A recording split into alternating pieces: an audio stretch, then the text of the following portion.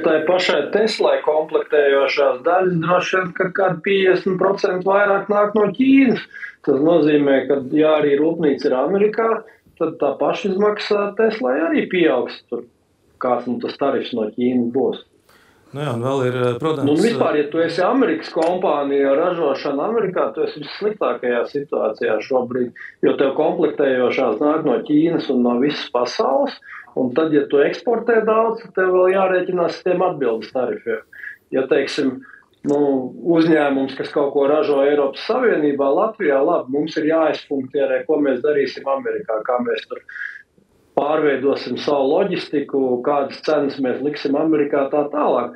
Bet, ja tu esi Amerikas uzņēmums, pēc visu no visas pasaules, ražo Amerikā, eksportē uz visu pasauli, es domāju, tu esi pilnīgā pakaļā ar šiem Trumpa tarifiem.